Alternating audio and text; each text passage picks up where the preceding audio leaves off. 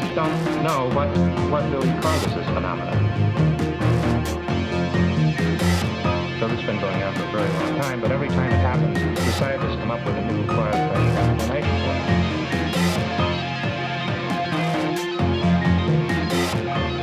We just don't know what really causes this phenomenon.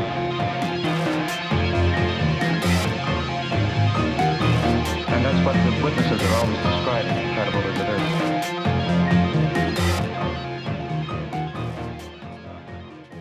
Great, I'm in.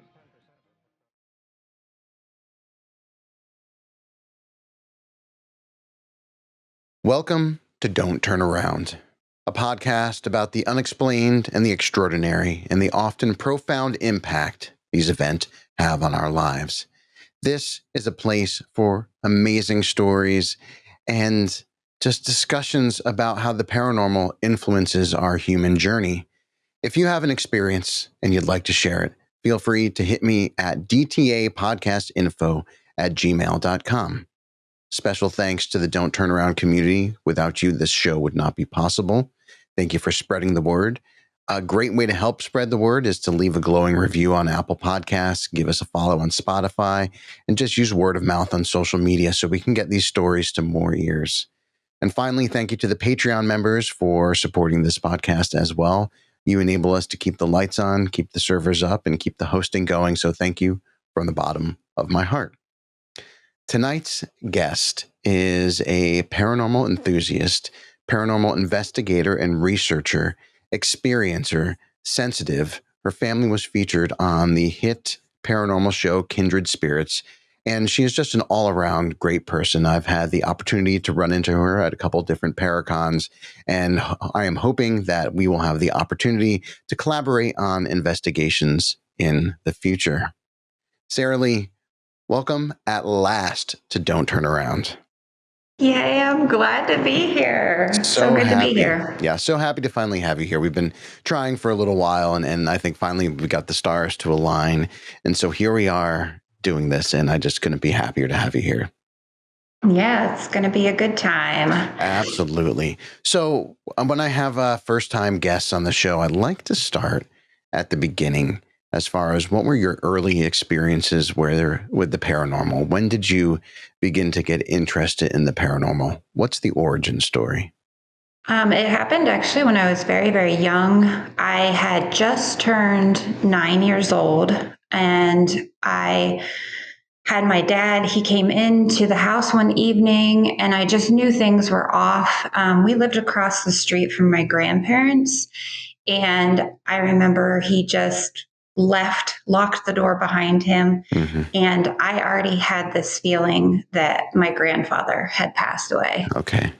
And then, of course, the ambulances, the police, everybody comes in. I can see this all out the dining room window. Yeah. And my first experience was then with the white van drove in, and they pulled the stretcher out, and my grandfather, it was like full figure. I mean, it was just like, I know him day to day. He was walking right by the stretcher and like kind of looked up at me. Yeah. And went in that van, and then, my dad came back over and tears and everything that his father had passed away and stuff. So it was confusing, but I'll bet. Yeah. How old were you? I just had turned 9 in November. He passed away in December. Okay. So that must have been very confusing. I mean, so young. Most young people at that age haven't really formed any real conclusions around death or what death means or the whole of losing someone. And so to have both that experience of losing the grandparent, but also of having something unexplained happen. How did you begin to process that? Did you talk to your dad or your parents about that? So, I talked to both of my parents. I was in school, so I talked to them like on the way to them taking me to school about this. And they actually thought I was batshit crazy, both of them. And it wasn't until about 3 weeks later, my brother had said that he had seen my grandfather in like rainbow colors at the end of his bed one night. And we had opposite bedrooms, obviously, my brother and me. Of course. And yeah, so it wasn't until my brother had seen my grandfather in this, Technicolor rainbow, and that they started to, well, maybe there is something to this. So, and how did that make you feel when you heard those words, where there was a little less skepticism and a little more openness? It was a little bit better. And then it just seemed to progress, I guess, evolve as life went on. I went to college, and of course, I was focused in on studies more so. So, really, spirit didn't come to me as often then. And, my brother and I were both grown at that point. Yeah. But, my mother then did say, "Oh yeah, I had an experience, at this state." So she came around a little bit. So it felt good eventually, but it took until I started college for my parents really to accept that, I had that first experience, and I had experiences continued. So that was second experience was in college with my studies. My grandmother was very sick, and she actually waited until I had gone to my first day of classes until she passed away. And she, I guess, has been my spirit guide now forever. She would have oriented as a witch, I think, like a green witch, if she could have. She could have. Right. So I know I've talked to other psychic mediums and such along the way where they've said that it's generational, it's genetic. So I think my great grandmother, passed this glorified gift, I guess, on to me. And then Phil, it really magnified because I actually had gotten pregnant with my oldest, Calvin, who was interviewed on the show. I actually had a near-death experience. I almost passed away myself. Oh, wow. After the birth of him. So then even my senses have magnified since that experience. Since that experience, with the near-death experience. And so I have to ask, right? What was that experience like? You're the first person on this show that I've spoken to that has had a near-death experience, and it's a topic that greatly interests me. So I'd love to hear a little bit more about that. Yeah, so I have to give a shout out to good old Adam Berry, of course, with being on their show, because he wrote a book and it actually explains it quite well. Like, I actually was brought to tears reading about that with the research he did. It's very ominous, Phil. It's gray. It really is. It's gray and like fog coming in, but like. It's like a time bubble. You're just kind of trapped in stuff. Like everything kind of stands still, and it's confusion. Just like after my first experience, like where am I? What's going on? But there is, for me, it was very, very gray, dark. I could hear sounds, so I could hear like the beepings and stuff like that. I could hear all of the personnel that had come in doing everything that they did. And actually, I say about my spirit guide being my great grandmother because she came in. There was, I don't say a light because it wasn't like a light at the end of the tunnel, but it was lighter or brighter than the fog and the gray that I was in and traveling through. Think ominous foggy cemetery at night, because that's kind of what I was walking around in. And like there were like shadows of trees and that kind of thing. But I heard my great grandmother's voice and she was like, come on, Sara Lee, like you just gave birth, like greatest experience. You need to go back. You need to be there for not only this new life, but your husband is like worrying is all chaos. And then it's like she just shoved me back in and I did. I saw my husband's worried, concerned face. So and it seemed to have gone on for a long time. Like I seem to have been there for like 10, 15 minutes. But like I said, time seems to be weird in the afterlife. You know, I would love to go there again.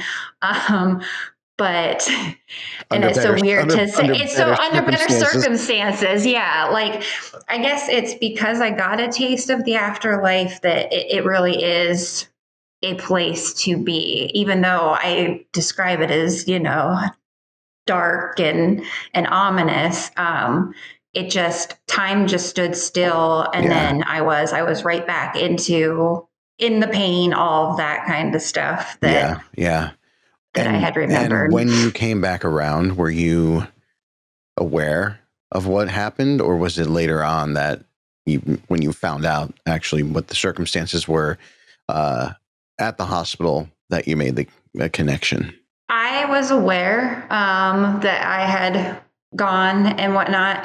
But I think I was only gone for 30 seconds, 45 seconds. But like I said, it seemed I was there for like 15, 20 minutes, half hour. So which is interesting too, because I'm sure as you've experienced on an investigation, when you're investigating, time seems to change state, and very, long periods of time can seem to go by in what just feels like a matter of minutes. And so I wonder if part of that is when you get into that headspace of investigating and you're tapping in to the afterlife, that your perception of time sort of gets spread over our reality and whatever that next or other reality is. That's really fascinating. Now, did it feel like could you compare it to or contrast it with a dream state or being like in twilight sleep? So we all dream, but I don't actually dream. I don't have dreams that I can remember. I mean, I ask spirit to come in and, to my dreams all the time, but I would probably fairly say that it is like a dreamlike state. You know, there's no pain. There's no, you're just there. It's just some, That is fascinating. I'm going to have to contemplate that for some time. Well, thank you for sharing that. I do. Yeah, no worries. Appreciate that. So college, you have the experience with your grandmother. Did you have other experiences in college, or was it only after college where you began to, after your near-death experience, where things really started to begin to unfold for you? It was like, I've always noticed bumps, bangs, noises, any place that I've moved to. But after the passing of my grandmother, then I really noticed it definitely, I gave it time. I want to fairly say I was focused on my study. So yes, maybe stuff had happened at that point, but it wasn't until after the near-death experience that magnified, since I had went to that otherworldly place. Yeah, so. Of course. And I think that says, something about having experiences and being in a certain, open state, even if, you're really focused on studies. And so your mind's going to be somewhat closed off to a lot of things. And so that is, that makes a lot of sense to me. So after your near-death experience, what sort of things were you becoming more aware of? And were you becoming more aware of a shift in your sensitivity? I did notice a shift in the sensitivity. I noticed more bumps, bangs. I say synchronicity, like numbers or different things would stick out more so, because actually after the birth and that near-death experience, I had my husband and I had 5 losses. Sorry. My fifth, thank you. My fifth loss is a son that I know of. He was a second trimester loss. And so I never really grieved the loss of him, just with the busy life and, wanting another child.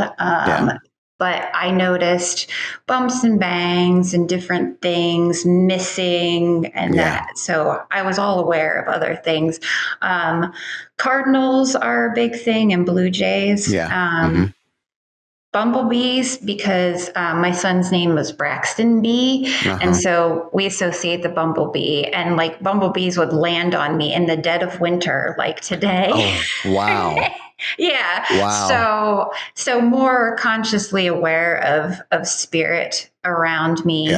And then I have my 2 other kiddos, Colin and Chloe, and everywhere we moved, just like toys would go off that were not battery power. It just weird things. And my husband is the hugest skeptic. So, here's just me that's like, hey, this happened today, but he doesn't care. It's fine. Whatever. But I know I met you, Phil, at paranormal conventions. So that's actually where I started my research and stuff. Like, I'm like, I cannot be the only person out there that is experiencing spirit or just these strange, scientific occurrences. So I started going to paranormal conventions because essentially for psychic mediums, first and foremost. And then I ran into all of the ghost hunters. And so the place that we moved into was a move back to Pennsylvania. We were in Texas. I bought it sight unseen. I was drawn to it. And that's when we moved into the House of Nancy. We'll call it.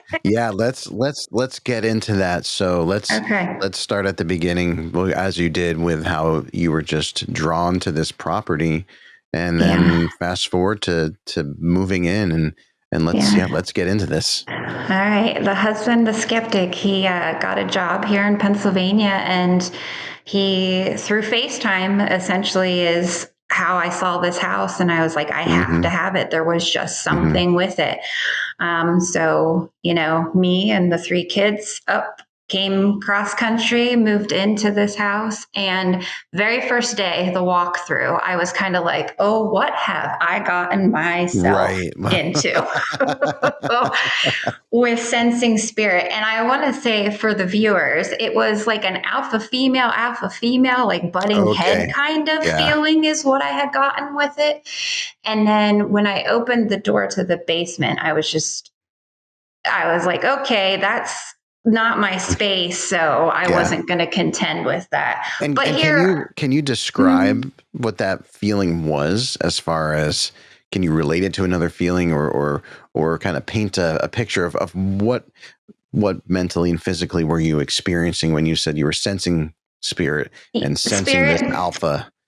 Yeah, so I will go with the alpha female. So it's just like going out on the play yard or to a new job, and it's just like they give you the resting witch face kind of thing. The vibe. And the vibe, yes, it's the vibe. And I always live by that. The vibes connect your tribe. So this was just an off, like, somebody just did not like me, did not want me there, was like, why are you walking in my space? And, spirits were once people too. And it was their safe haven. They came to release and feel comfortable and stuff there. And then all of a sudden we're going into this property.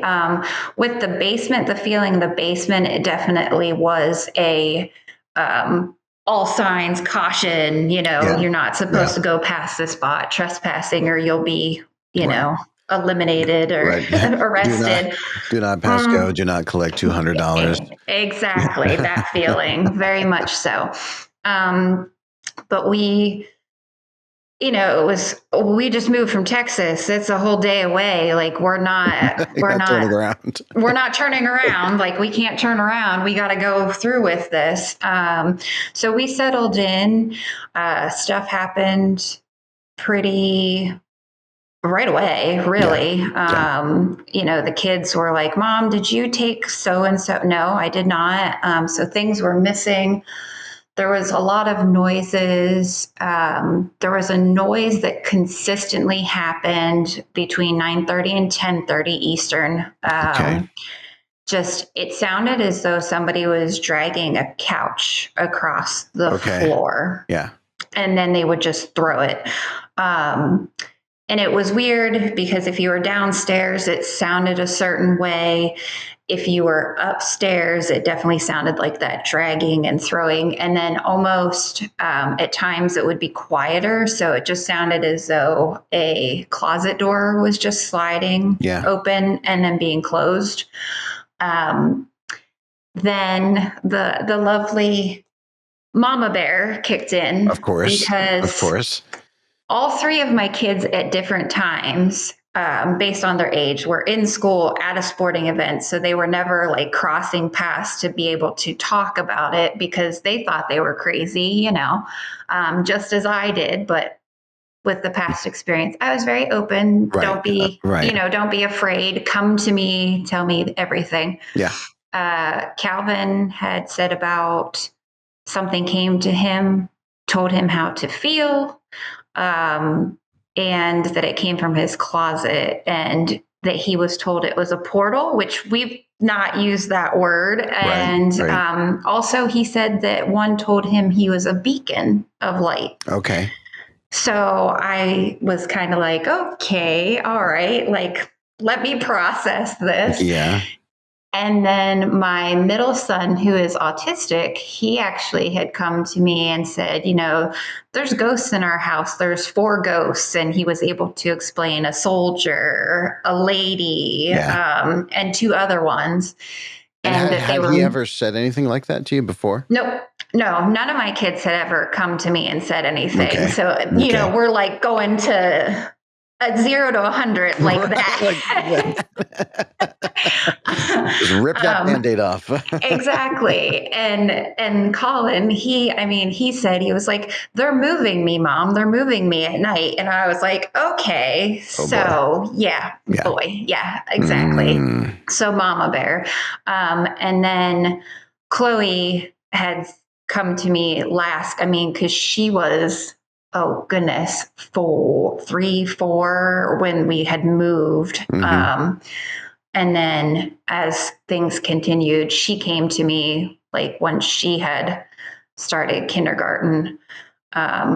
And then we had lovely COVID where we were all stuck in the house. So my skeptic husband was starting to hear things too. I said, it's as if the spirits are like, what the hell? You guys actually go places during the day. Why are you still here? Why are you all here?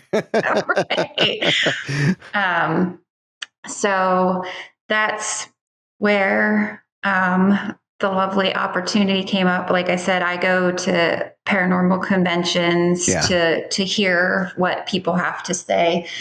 And I went to New Jersey Para-Unity and I met Adam and Amy at a dinner there. Actually, there were so many people coming through their line and I could see that Adam wanted to eat with his husband and stuff. So I got up, inserted myself in the line and I was like, he was like, oh, you wanted to meet me again. Did you forget something? I was like, no, go sit. You're human too. Like go sit and stuff. And they said like not to hound on them for cases. And essentially I went to present my case to anybody. But he actually said, oh, you in the Northeast, follow us on socials. So I followed on socials and then Adam wound up emailing me to see what was going on. And the rest is essentially history. The rest is history. That's remarkable how that kind of came to be. And so they come out to the house to do their thing. And what was that experience like? Phil, that took so much courage. Yes. Okay. An incredible amount of courage, because I just recently was diagnosed with ADHD. So I felt like an absolute spaz. I have children that are neurodivergent, like how are they going to treat, because you see it on the day to day, like how are they going to treat my utmost respect. Those guys are fantastic. And that is actually why I had decided to let them come in and use it for their season, because they treat, just like I said, spirits were once people too. So they treat them with the utmost respect. They're just talking as you and I are right now. So it was very respectful to spirit, to my children, to myself, my husband, and just how they approached it is essentially like how I've approached sensing spirit my whole life. So there was a good alignment of philosophies and approaches, and just like-minded souls working together to problem solve eventually, or essentially. And it looks like, based on, again, and I know what is shown on TV is often a bit different than the bigger picture of all that goes on, but it looked like, and I won't throw out any spoilers for folks who haven't seen this incredible episode, one of my all-time favorite episodes of paranormal TV ever, had me in tears. It was beautiful.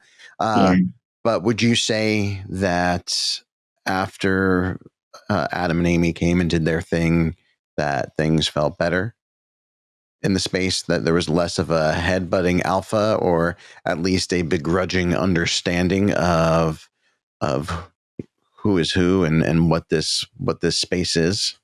Yes, absolutely. And she definitely was helping us, our family. She's very much a protective spirit of the home. Okay. And when you say helping, how? Describe that for me.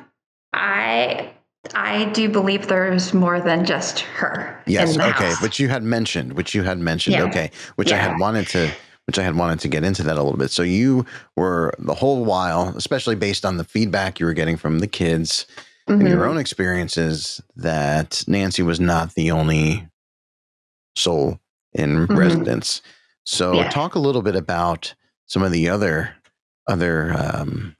roommates, some of the other roommates. So there are not ones, because I actually had recorded after the fact, like respecting her and saying, they had come in and thank you for, your time.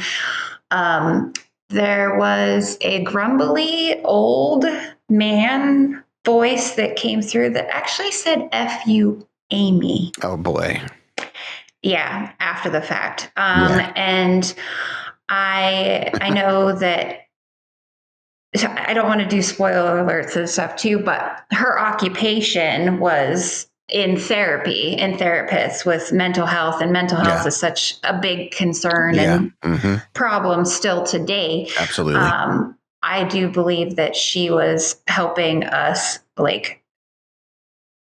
keep together as a family. Navigate, stay together as a family with all of these learnings of the neurodivergence and everything else. And she was therapying us, and she was helping with that, and she was helping with the roommates, but it takes a village. So I think that spirit, the not so nice spirits in the house too, were waning on her as well. So it's a lot. So it's a lot. And with them coming in, they did help, and things were settled for a while. But the kids still, not my oldest, but the youngers, they still were like, we want to move. We don't like it here. It's too much. So did you move eventually? We did. Okay. Yeah. Well, I said we. You did. I didn't move with you. We moved. But it actually is in the same development. Okay. So I can go by the house, and I kind of walk by and insert myself and introduced myself to the new owner because it is the same family unit. It is a single mom of 2 younger children that was forced out of the house before we purchased it. Oh, so, really? Okay. Yeah. Wow. Yeah. So I have a feeling that the energies and stuff like that are probably going to magnify. So that's interesting. Yeah. Do you feel like in your new space that any of your former roommates or Nancy herself ever pop over to check in? So I think probably deceased loved ones have been in here. I've talked to Chloe because she was told specifically not to bring over an energy that it was doppelganger-ish, like shapeshifter. Okay. So those are very spooky. Yes. So, very spooky. Very spooky.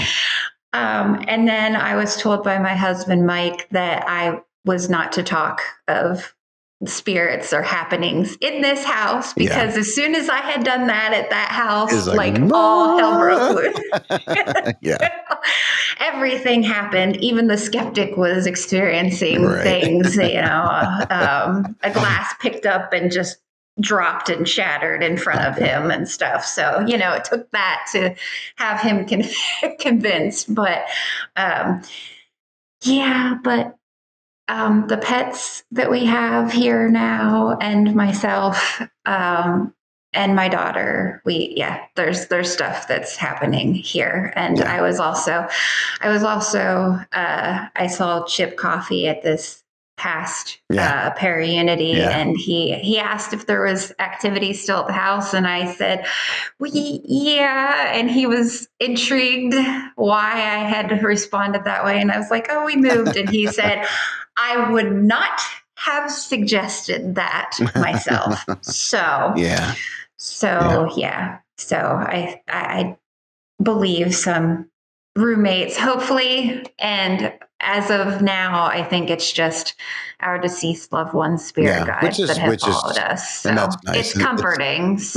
Having that spiritual team, one, is a great thing, but have the spiritual team make their presence known in different ways can be hugely comforting. So that's nice to hear. That's nice to hear.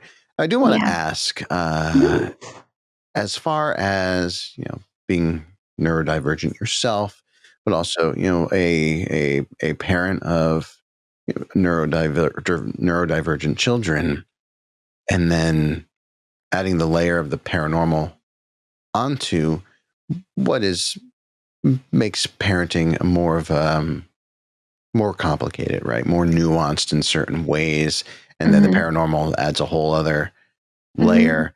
How do you juggle all that? How do you manage that? There's never a dull moment. There's never a dull moment. That's why my nickname is Squirrel. I'm constantly gathering all the acorns. It's tough. It really is tough. And my oldest son is not really into researching. Like he came out to an investigation or two with me because he wanted to understand better, like what's going on.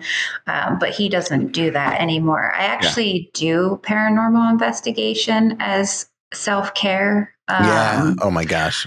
To me, it's one of my favorite forms of self-care.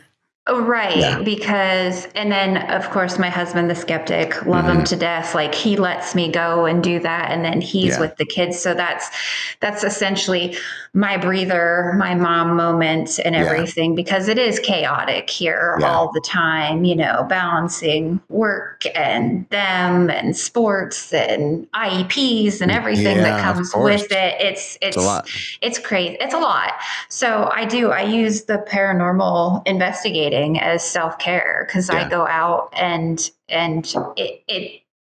that's how I do it. I mean, I use my senses first and foremost. I go out with different teams and they've got all the gadgets and stuff to back it up scientifically, we'll say. but you just sit and actually slow time down. Yes. So yeah. And you're just sitting there in the dark and, just having a good time with people of like-mindedness. And I say with my children and my work being in special education, all behaviors are forms of communication. Absolutely. So that's how I approach my investigating techniques is, I'll ask for things. And if I get scratched or I get bit, it's not demonic or anything like that. It's a behavior. It's a behavior. Specifically, I'm drawn to, psychiatric hospitals, poor farms, prisons, because they're neurodivergent. I would have been in a place like that back then. I do know. I do know. I mean, I sent spirit. My husband could have been like, she's crazy, put her away, and that's unfortunate, but that's how it was back then. So I feel like I'm drawn to these places because I would have been someone that was there. Yeah. And when I go and investigate, like the children at Pennhurst and that kind of thing, they do come to me. I have a teammate that was bit that was thigh to thigh with me. I have a picture of, the bite marks, and it was in the tunnel system where they pulled teeth because the kids were biting, because the care was horrible, it just, so I approach it with like the special education background, because all behaviors are forms of communication. So when you ask them to communicate with you and there's a big loud bang, I mean, that could be somebody was nonverbal and that's how they're coming across to you. Yeah. So that's a beautiful way to approach it. I feel like it's a very human way to approach investigating. And at the end of the day, even as you said, these are former living people, or as I think Adam has said, living people just without the body. Right? Well, that's fair. Yeah. And so to take that approach that is one of compassion is just a wonderful thing. I feel like more investigators should adopt that as adopt more compassion into their investigative approach. But one investigator at a time. Those of us that are taking that approach just continue to do what we do. And do you feel that by taking that compassionate approach, you could have, I think there's a whole range, right, of, we'll call it temperatures toward how people approach investigating. You can have from compassion to clinical to cold to provocation to provoking. And would you say, in your experience as an investigator and collaborating with different people, joining different teams, that you notice different results with, say, a compassionate approach versus a clinical and scientific approach? Absolutely. I've been with different people that approach it differently. And in all honesty, depending on the place that you're at, if you have the provoking or the, poking the bear, you're not going to get results. And then they often wonder why. And I try to tell them every time it's because you're poking someone in their home where they just want to be resting and stuff from a long day's work. So, but maybe they don't want to answer 100 questions.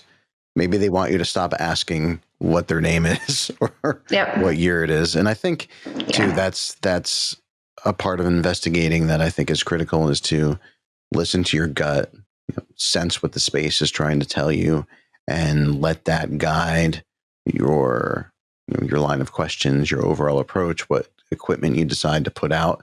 Again, it's investigating is, as I'm fond of saying, it's a very intimate experience, intimate for the team of investigators with each other and being vulnerable, and then also an intimate connection you're fostering with whatever may be there. I mean, death is a very intimate thing.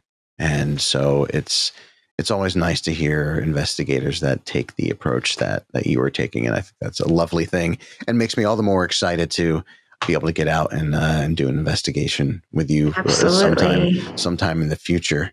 So we don't have a ton of time left, but I did want to ask you, as an investigator, give me one of your favorite locations. Favorite locations. And that's tough. I know that's tough.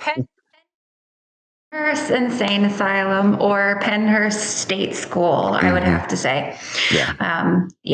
It's and then I was one of the fortunate, lucky ones to investigate Eastern State Penitentiary before they stopped doing that too. So that was, that's a great place too. That campus is gorgeous. If you have the chance to do a day tour, just do a day tour.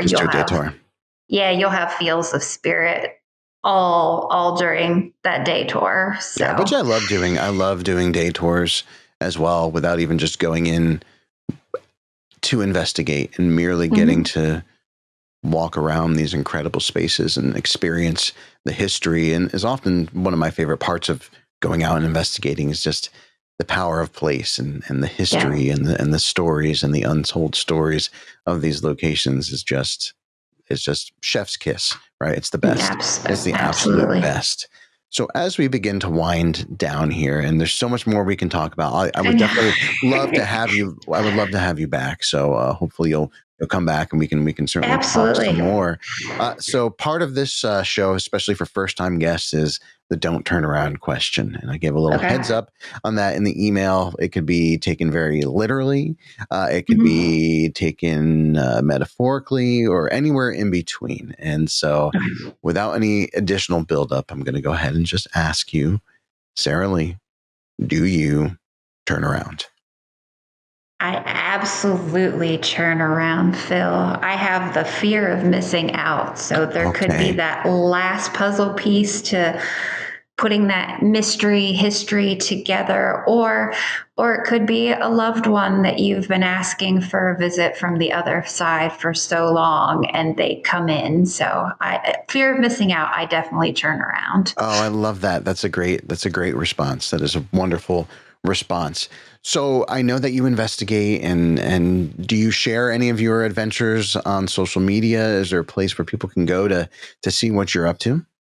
I definitely am. I'm on Facebook. I'm Sara Lee M. Forsberg there. I'm also on Instagram. Mackenzie Lee 02 is there. I hashtag everything with investigation as Sara Lee Ken's Paranormal Adventures or Squirrel Lee Paranormal. So love it all. Love it all. Well, Sara Lee, thank you so much for joining me for this discussion. I'm glad we were finally able to connect and definitely looking forward to future collaborations. All right. Sounds great. Thanks so much, P. Of course. And to you, the listeners and the viewers, now that we are on YouTube, thank you so much for your support.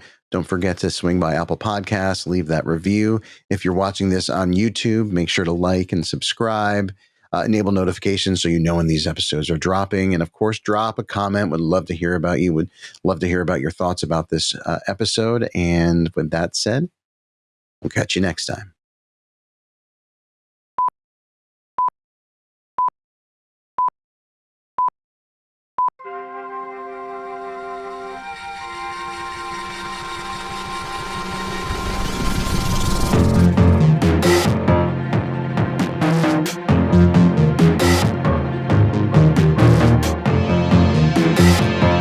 We just don't know what really causes this phenomenon. So this has been going on for a very long time, but every time it happens, the scientists come up with a new qualified explanation for it.